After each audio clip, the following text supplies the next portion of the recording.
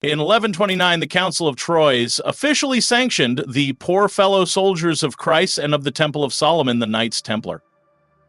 Within 2 centuries, they commanded immense wealth, fleets of ships, and fortifications across Europe and the Holy Land, establishing the first international banking system. Yet on Friday, October 13th, 1307, King Philip IV of France initiated coordinated arrests, effectively dismantling the order overnight amidst shocking accusations. How could an institution of such power, piety, and influence collapse so suddenly? The official narrative points to royal debt and papal politics, but persistent whispers, documented accusations, and cryptic symbolism suggest another layer. A hidden, esoteric dimension underpinning their existence, a history authorities desperately sought to erase. This hidden current, intertwined with charges of heresy and arcane rituals, forms the bedrock of the Templar enigma we will excavate today. The Templars' official purpose was protecting pilgrims on the roads to Jerusalem. However, their initial headquarters, granted by King Baldwin II, was the Al-Aqsa Mosque complex, situated directly atop the Temple Mount, the holiest site in Judaism, the location of Solomon's Temple. Contemporary accounts, like those of William of Tyre, note their small initial numbers, just 9 knights for nearly a decade, seemingly inadequate for their stated mission across vast territories. This discrepancy fuels theories. Was pilgrim protection a cover? Several chroniclers and later esoteric traditions propose their true initial objective was archaeological, a systematic excavation beneath the Temple Mount, searching for specific relics or knowledge purportedly buried there since antiquity. Could they have sought the Ark of the Covenant, scrolls detailing lost Solomonic wisdom, Gnostic texts, or something even more profound connected to the site's layered religious history? What, if anything, did they find during those 9 years of relative obscurity with direct access to the temple's foundations? During their 2 centuries in the Levant, the Templars inevitably interacted with the diverse cultures and esoteric currents of the Middle East. Beyond military conflict, there were periods of truce and complex diplomacy. Evidence suggests potential contact and perhaps knowledge exchange with groups like the Sufis, whose mystical interpretation of Islam focused on direct spiritual experience and inner knowledge. Some scholars point to architectural and symbolic parallels, suggesting possible Sufi influence on Templar precepts or rituals.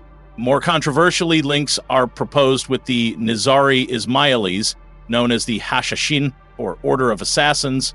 While often adversaries, their hierarchical structure, initiation rites, and emphasis on hidden knowledge presented intriguing parallels. Did the Templars adopt or adapt esoteric practices, Gnostic survivals, Hermetic philosophy, or mathematical secrets like advanced geometry visible in later Gothic cathedrals linked to Templar funding from these Eastern sources?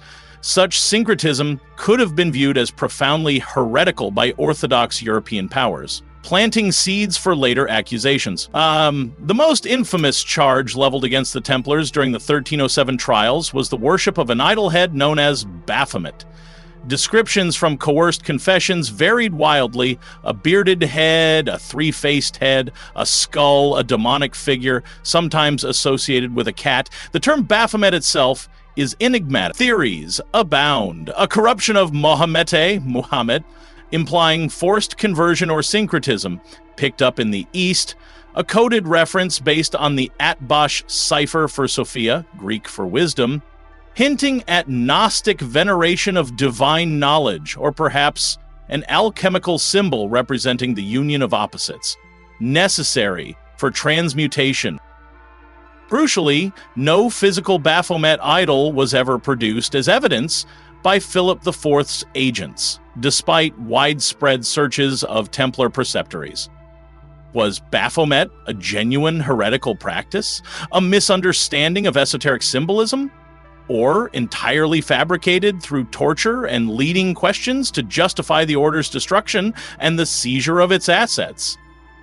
The ambiguity and horror surrounding this accusation became a cornerstone of the Templar Black Legend. Beyond explicit accusations, the Templars' potential esoteric leanings are sought in their symbolism and constructions. While the simple red cross on white mantle is iconic, Variations like the cross Patay or the double-barred cross of Lorraine, later associated with Joan of Arc and French resistance, but appearing in Templar contexts, invite interpretation. Secular. Some researchers delve into numerology, analyzing the significance of numbers like 9, founding knights, 13, arrest date, or proportions used in their round churches, allegedly mimicking the Church of the Holy Sepulchre. The flowering of Gothic architecture in the 12th and 13th centuries coincided with the Templars' peak influence. While direct design credit is debated, their role as financiers and logistical organizers for massive cathedral projects like Chartres is acknowledged. Did esoteric knowledge, perhaps sacred geometry learned in the East or preserved from Solomonic times, influence the design principles? Concepts like the golden ratio, Vesica Piscis, and specific numerical harmonies embedded in these structures are cited as possible evidence of a deeper, symbolic layer intended only for initiates, a visual language encoding spiritual truths. Despite the official dissolution by Pope Clement V in 1312 with the papal bull Vox in Excelso, the Templar story didn't end. Significant portions of the Templar fleet were never accounted for after the arrest. Legends persist of knights escaping, particularly to Scotland, where King Robert the Bruce was excommunicated and thus less beholden to papal decrees. The unique, symbol-laden architecture of Rosslyn Chapel, built later by William St. Clair, whose family had marriage ties to Templar lineages, is often cited as a repository of escaped Templar knowledge or treasure. Similarly, in Portugal, the order was reformed into the Order of Christ, inheriting Templar assets and personnel, playing a key role in the Age of Discovery. Did Templar esoteric traditions survive underground? Later organizations, notably Freemasonry, incorporated Templar degrees and symbolism into their rituals from the 18th century onwards, e.g., the Knight Templar degree. While direct lineage is historically tenuous and highly debated by academic historians, these fraternal orders explicitly claimed a spiritual succession, perpetuating Templar legends and potentially preserving fragments of their alleged hidden doctrines or initiation structures. The Knights Templar continue to fascinate, not just for their historical rise and fall, but for their persistent questions surrounding their beliefs and hidden activities. Were they merely pious warrior monks caught in a ruthless political game, or guardians of an ancient, potentially heretical wisdom tradition?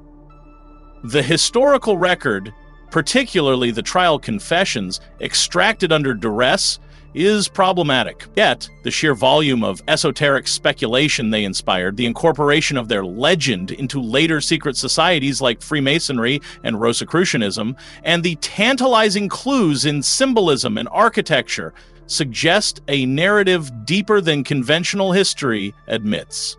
The occult history of the Templars lies perhaps not in confirmed demonic rituals, but in their potential syncretism, blending Christian chivalry with Eastern mysticism, Gnostic ideas, sacred geometry, or knowledge unearthed beneath Temple Mount.